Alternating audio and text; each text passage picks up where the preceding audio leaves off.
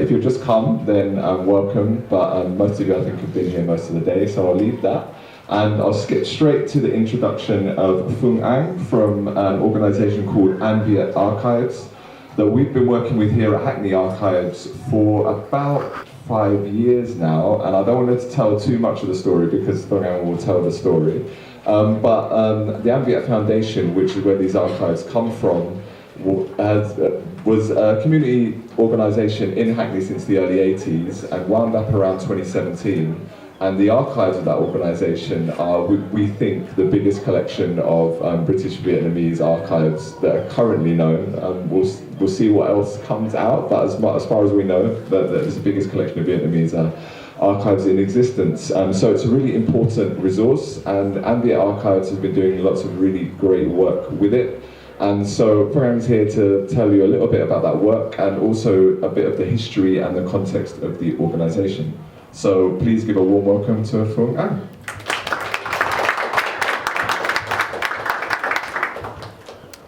Yep, thank you, Etienne, for the introduction. So I'm Phuong Anh, or you can call me PA. I'm part of the steering panel committee of An Việt Archives. There are more people involved in this. Telling you a bit about the An Việt Foundation and its history, the context surrounding it, and how it sort of transitioned into a community archive that is sort of in our care at the moment.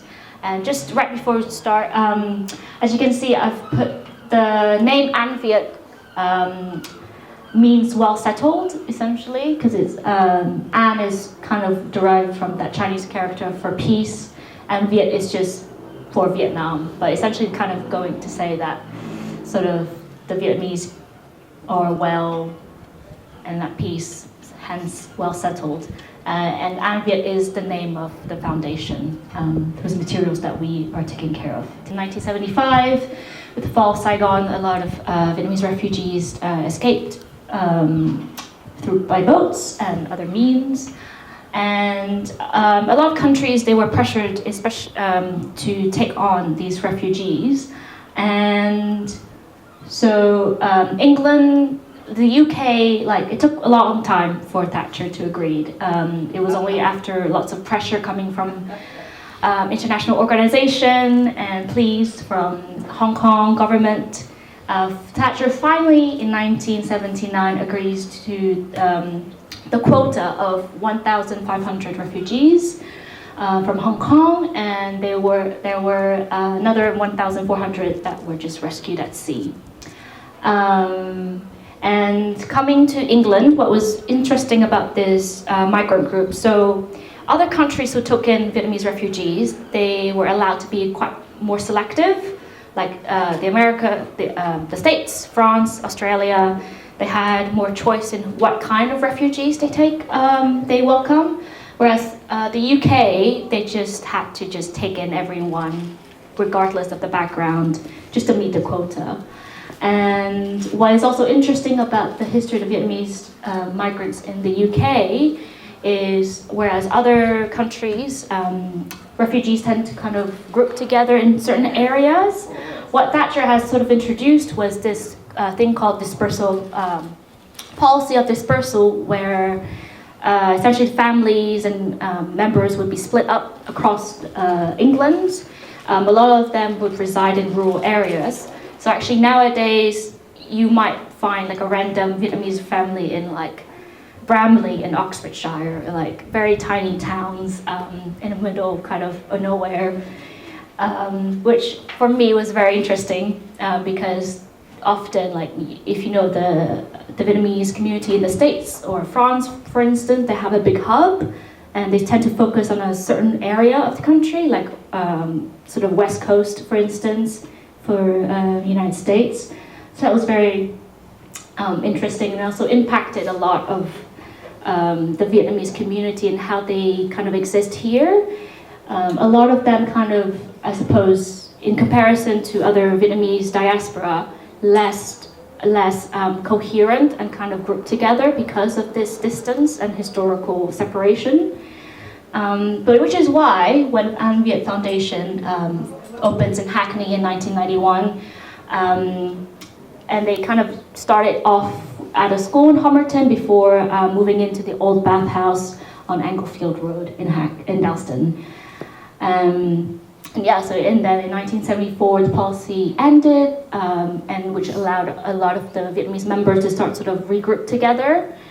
And then An Việt Foundation also opens like a Vietnamese canteen. I think it's kind of one like the first Vietnamese restaurants in London in 1992. In 2014, the founder, Mr. Khánh Thành, was advised by his GP to retire. And sadly, in 2017, they weren't able to keep operating anymore, and they had to close down. So that's a brief overview of the history of An Việt Foundation.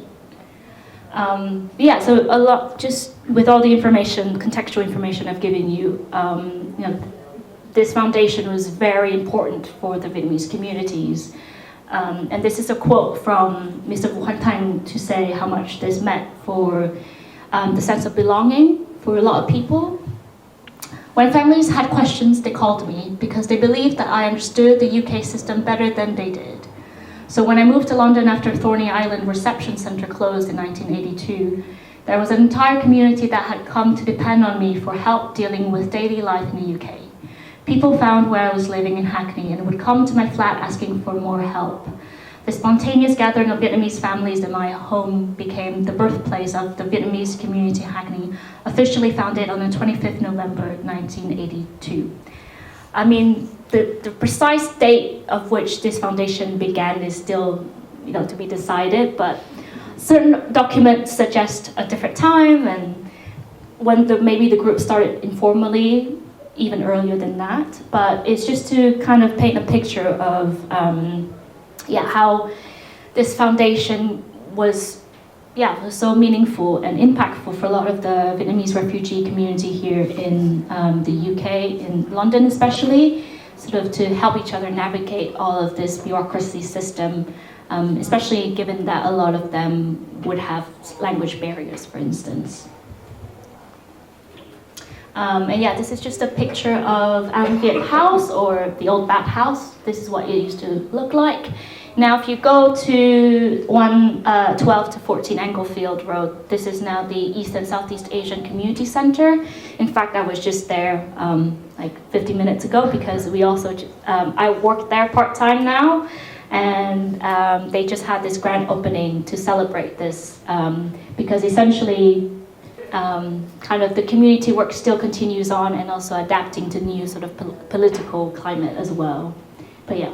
At a wiki lunch club for the elderly to congregate. It was a very important opportunity for the elderly here to socialize together and don't feel isolated.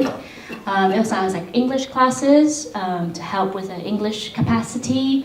Lots of health outreach projects, food hygiene certificates for restaurant owners, nail salon workshops, and which not included here, but there's also a housing association that is sort of separate to the foundation, but sort of still in terms of operation with the same members.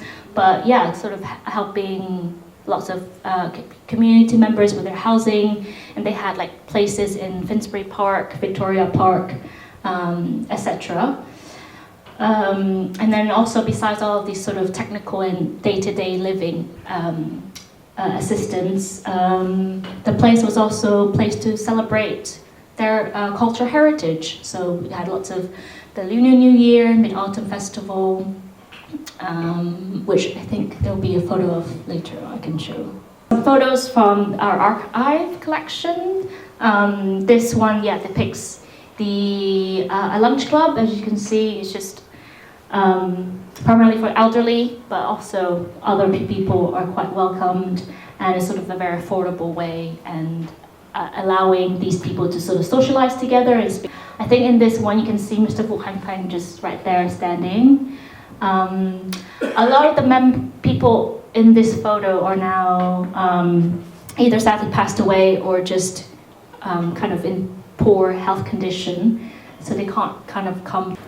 Of course, mahjong, the most important thing, which is still very strong nowadays. If you go to the community center, a lot of the Vietnamese elderly that you would find there, they are always sitting down and playing mahjong all day long.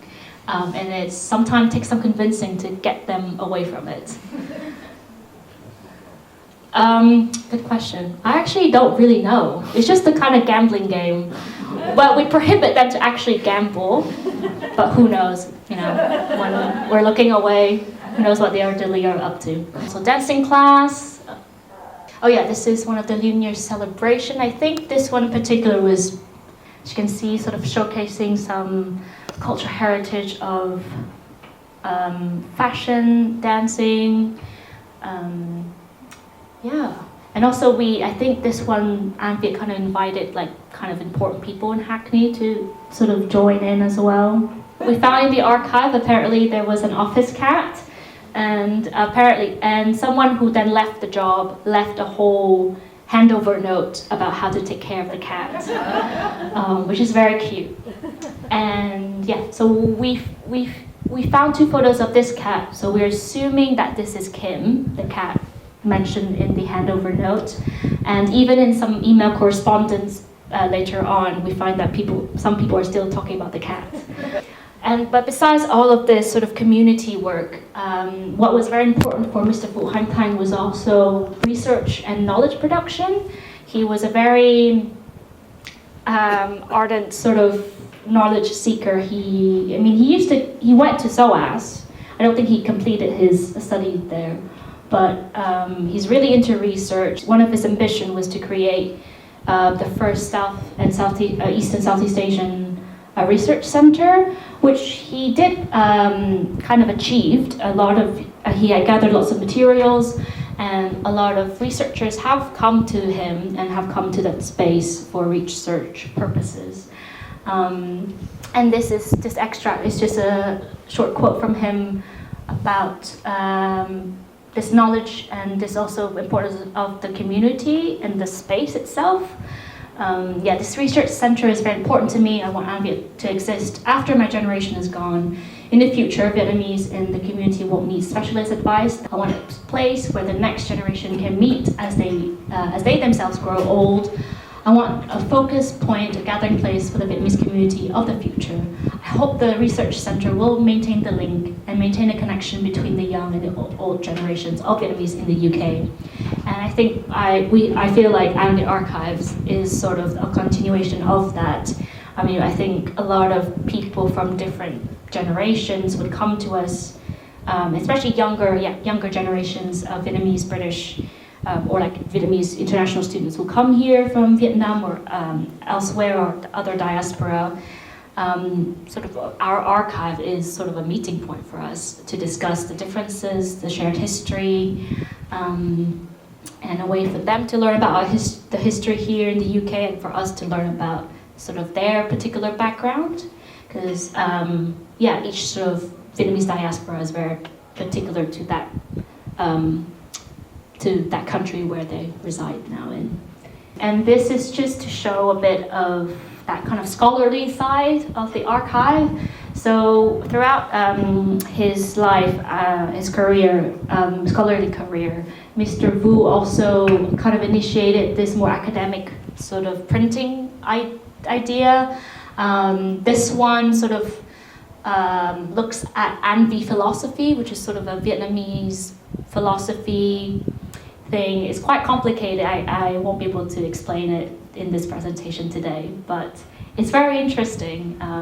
And we have run actually translation workshops where we kind of delve in a bit deeper into that, as well as sort of monthly magazine, which kind of links to this whole An Việt philosophy research.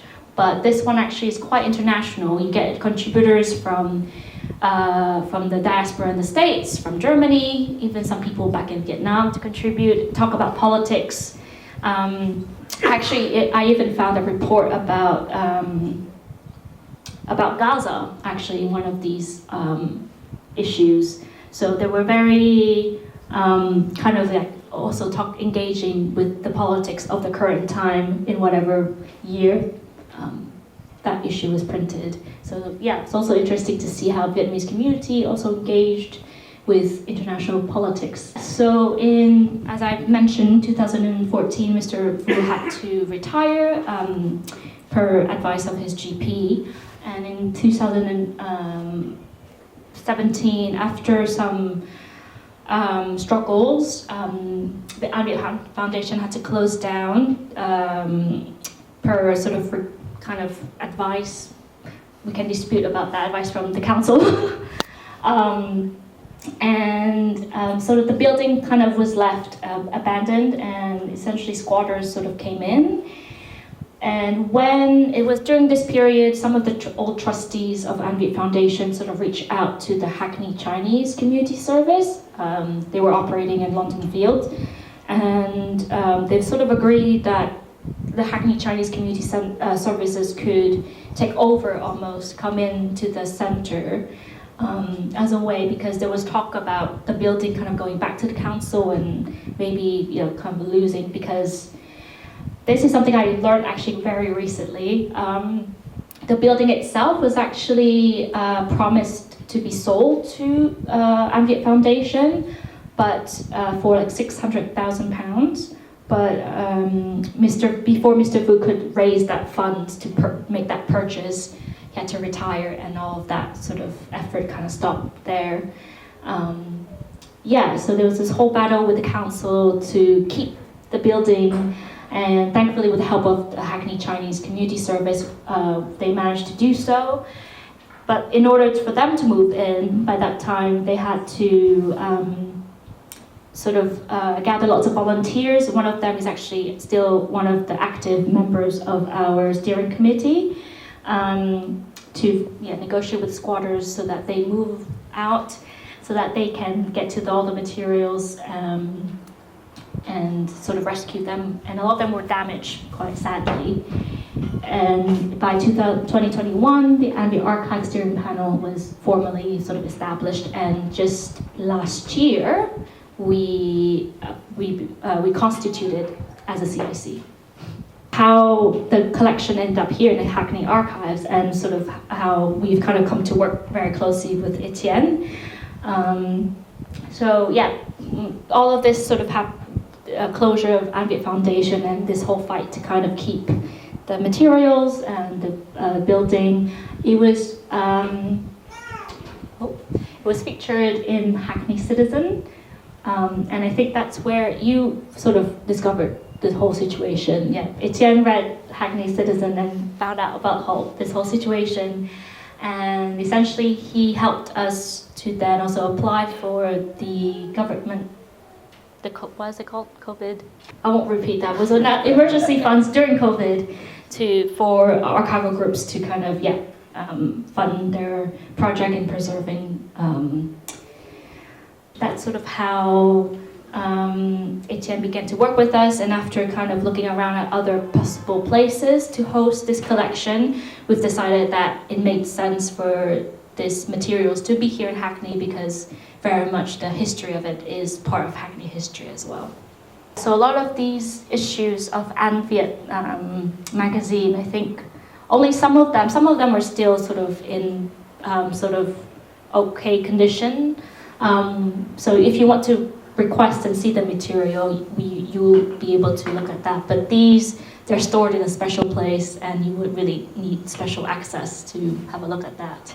But even some stuff were thrown on the roof as well, so they had to retrieve. I think there was like some legal documents that was just left out there. So that's the story, a bit of the background of how the collection was saved and moved to Hackney Archives. And it was from there that the volunteers, they sort of kind of gathered together and slowly formed what is known now as An Việt Archives.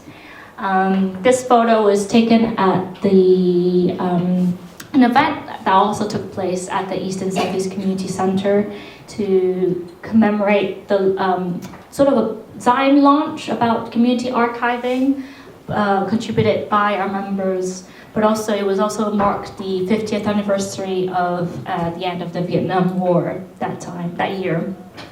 That occasion was that as well. And the event was just reflecting on the end of the war, and also the history of Vietnamese communities here in the UK.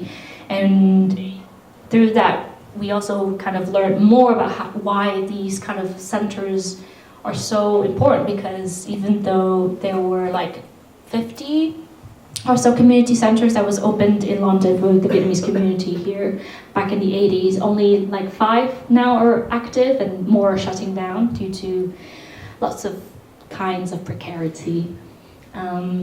But yeah, so as a group, for us, we're not just, we don't just see ourselves as people taking care of like these collections and preserving them.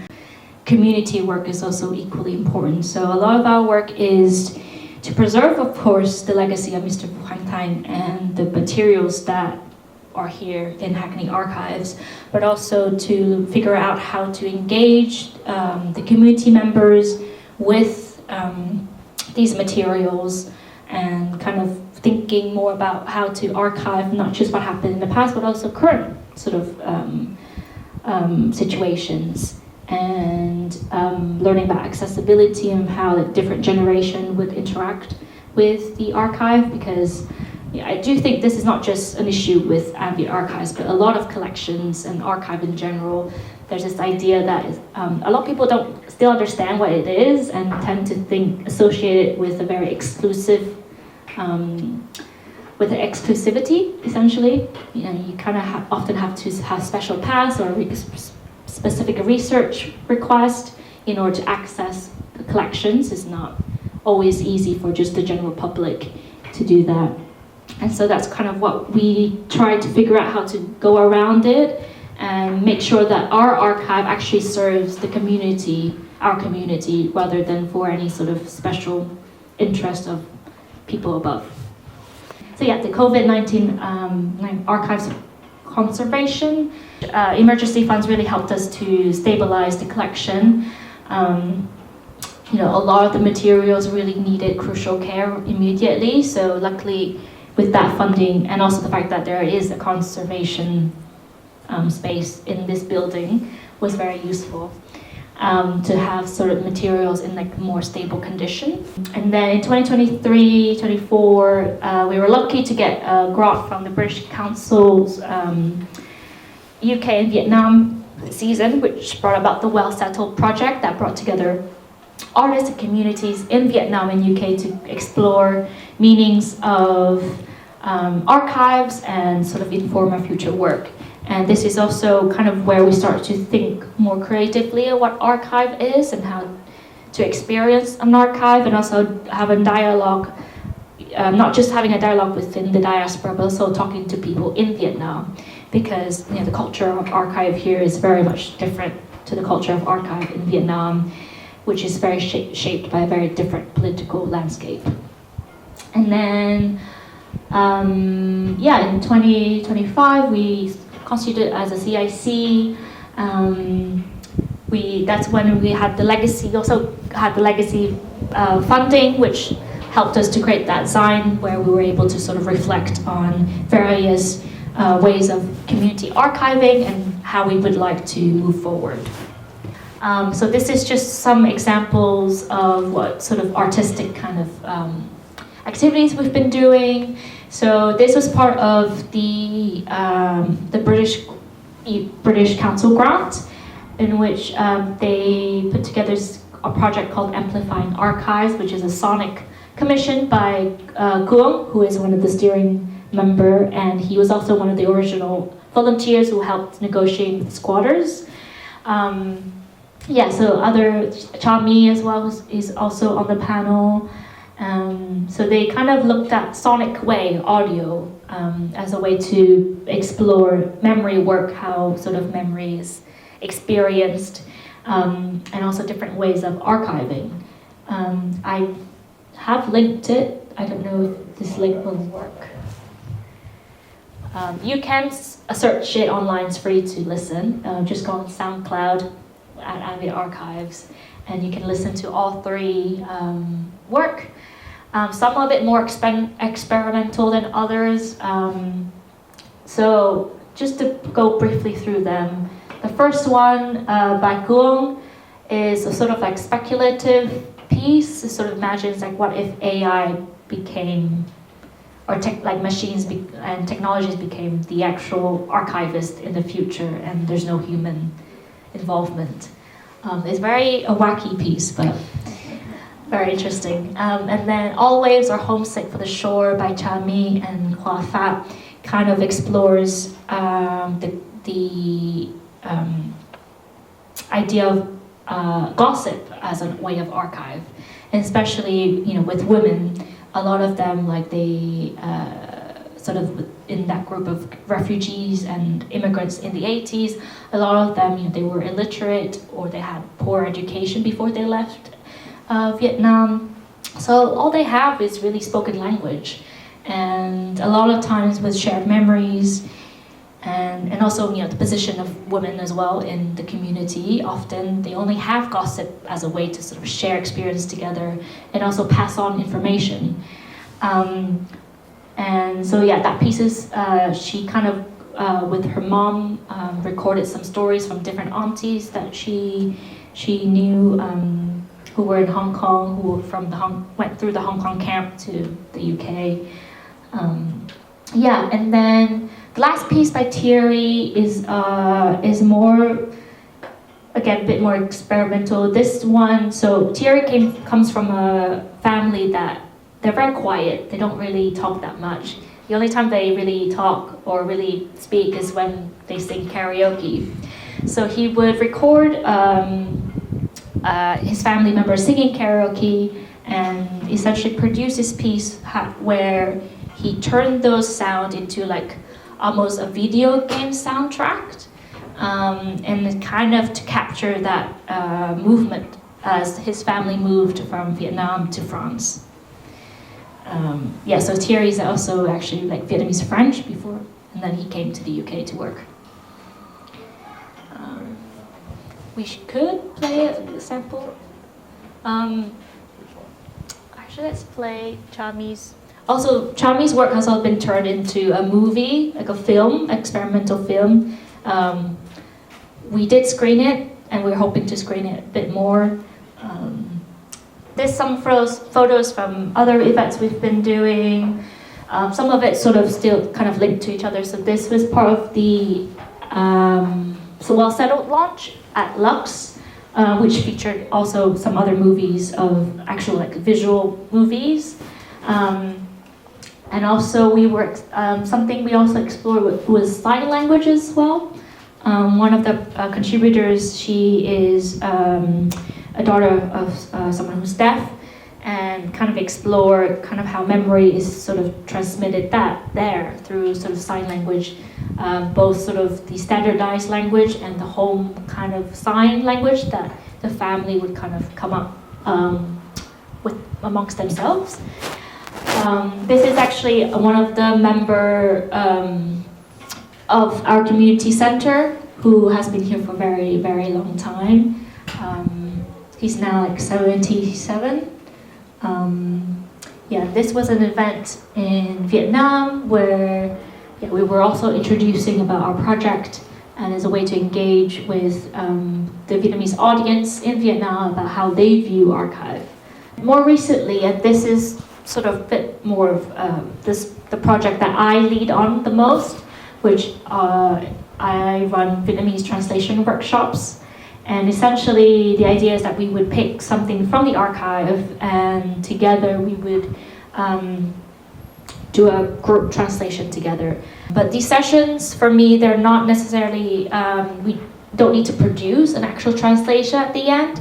It's very much a space and time that allows the participants to engage with the language of Vietnamese, which a lot of second generation Vietnamese, for instance, don't really have the same sort of access to. A lot of them don't really speak Vietnamese, or if they do, it's the kind of Vietnamese that is pre-75, and also it's very interesting for me as well. I was born in Vietnam, grew up there, and my Vietnamese is very different from the Vietnamese that you would find in the archive. So it's a way to also kind of think about our past and share memories and things like that, and then approach language in a very personal way, which is, I think, what the purpose of these workshops. We rarely get through any single texts in one day. I mean, there's one poem that was this short. It took us like 4 sessions to sort of create, like go through the whole thing and translate the whole thing. Because even just like, what is this 3 dots? How do we kind of imagine? Because, you know, back then, punctuation is very different from now, for instance. And then there's lots of words that we have very personal attachments to, but it leads to a very different interpretation, for instance. So yeah, sort of very nerdy project, but it kind of brings people together and allow people to not feel, because a lot of people are a bit shy about their Vietnamese capacity. They don't feel they have the right to be there because they don't really speak Vietnamese.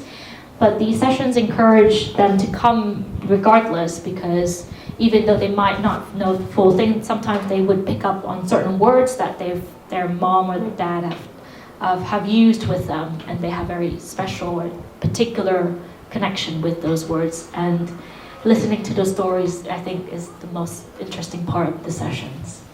Amongst ourselves, we also reach out and do lots of projects with other groups. So not too long ago, we had a TED celebration with the Greenwich Women's Group in Woolwich. Yes. Oh, TED, sorry. TED is the Lunar New Year celebration. And it was also in collaboration with the Museum of Home, who generously gave us some money to organize it. And then we also had partnership with, collaboration with Dr. Thuy Vo Dan, who's a professor at UCLA from the States. And she's an incredible archivist who's specialized in oral history, and especially oral history of the Vietnamese community in Orange County and the West Coast. So she came to visit us a couple of times. We love hanging out with her. We took her son to football sometime. And we invited her to come and also share with us her knowledge. And we've organized these workshops where, she kind of shares her practice on how she does oral history and how sort of we ourselves can start our own oral history project. And then finally, part of this community work is also activism. We do lots of creative and stuff, but activism is still quite an important part of our work. And this was I was co-organizing this with a friend, where it was an evening of film screening, which included Chami's work actually, and other Vietnamese artists and other diasporic artists in general. And it was a night to fundraise for Palestine, and it was also with the People's Letters, which is a sort of worker-led bookshop in Cambridge Heath. But so that's a recap of all the activities that we've been doing, and we are at the moment kind of just trying to focus on actually cataloging the collection. We're still exploring a bit how to find a way to catalog the collection in a way that would make sense for our community to engage with, and I think we've learned a lot, and I think we're still learning about what archive means to us and means to our community and to our members, and understanding that, trying to rethink what is access to an archive and what does it look like to each of the generations and the people with different backgrounds, even within our community. But yes, that was a very whirlwind recap of An Việt Foundation and An Việt Archives. And so thank you so much for coming to listen. If you follow us on Instagram at An Việt Archives, we do update events there. And then if you ever want to visit the collection or have any query about our collections or activities or any collaboration, please just email us at anvietarchives@gmail.com. Thank you. Thank you so much for that. That was you're doing, and to kind of continue that is it's amazing. So thank you. Is it okay? Has anyone got any questions that they wanted to ask Phuong Anh about the presentation? I knew Mr. Vu when he first came, and actually helped him find premises in Homerton before he moved to the cafe. So it's really lovely to see your engagement, and he would have been thrilled to see that research continuing. And in fact, I think I still have some things I can give you that he gave me. But and also, I did an oral history with his daughter, and the film Passing Tides is about, you know that? Yes. Yeah. So it's great also, and also Mr. Wu, he did an oral history with Hackney Museum, didn't he? So it's great if all that can sort of be pulled, all linked somehow, and in the book. And we're developing some resources around that film, so school resources around that film. So it would be good to link up, so that people can also know about your archives and cross-fertilise. Yes, and that's also why we really need to catalogue our collection, because it's also a way for us to figure out what's a sustainable structure for us to also take on more things. Yeah. Are you carrying out oral history amongst the immigrant community, the founders of the community, whilst you still can, whilst they're still here?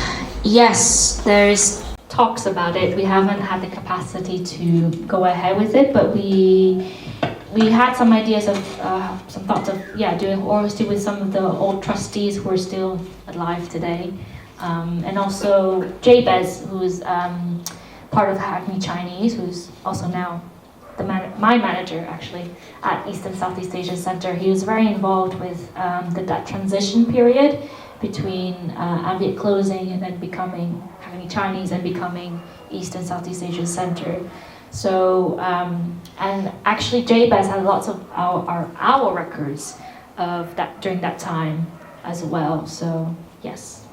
I hadn't heard of the policy of dispersal before, so thank you for explaining about that. But I just wanted to ask whether it was a policy that was just targeted at the 1,500 refugees that you mentioned, or whether was it a broader immigration policy? To be honest, I'm not entirely sure, because that specific policy came up mostly when you're looking at research into Vietnamese immigrants here in the UK, refugees in the UK. I tried to just looking up Thatcher's dispersal policy, and it just comes up as Thatcherism, like that's too broad.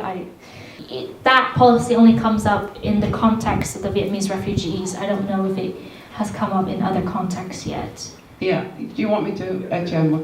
Yeah, I mean, I looked into that because of the research that I did, and it was very much actually, it was a bit of a guinea pig that the Vietnamese, that policy happened specifically in relation to the Vietnamese community, and it was an actual terrible failure in some cases because people were incredibly isolated. And in fact what they did was that some of them came back to Hackney because at that time there was cheap housing, and there was Hackney became a magnet because a lot of people were really isolated in some of these places. Are there strong kind of links with other archives like around the UK that are like visitable or in a network of some kind? Or is the work that you guys are doing really sort of like located here? I mean, in terms of collections, materials concerning Vietnamese refugees, like the V&A has a collection, as mainly photographs of refugees in Hong Kong camps. I mean, I do think what we as an archival group, what we do is very particular. It's not like any other groups we're aware of in the UK. But in terms of like traditional collections, I think there are collections in various institutions, primarily relating to the war, to the refugee camps, really, much less, I feel like, about the day-to-day living. I mean, Museum of the Home has a bit of stuff as well, like SOAS would have something. Yeah, an oral history in the British Library as well.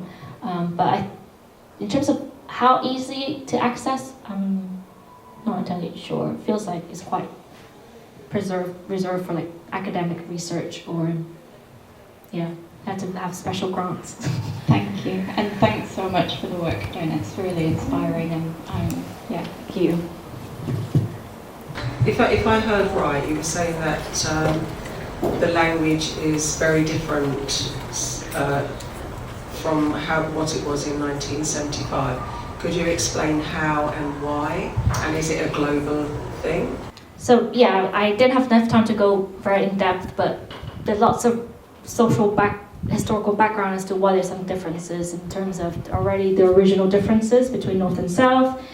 The fact South was sort of had still more influence from the French and Americans, less so in the North, and then like the ethnic Chinese ethnic group as well within the Vietnamese populations. So all of those factors into why it's so different from now modern Vietnam as a reunified country of and also modern day with technology.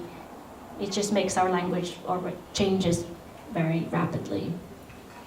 But in terms of second generation, so what I've heard is also that a lot of parents don't really teach, especially if the parents is of Chinese ethnicity, for instance, they would just teach their children Chinese and just skip over Vietnamese altogether, and those children would integrate more with the Chinese community in comparison with the Vietnamese.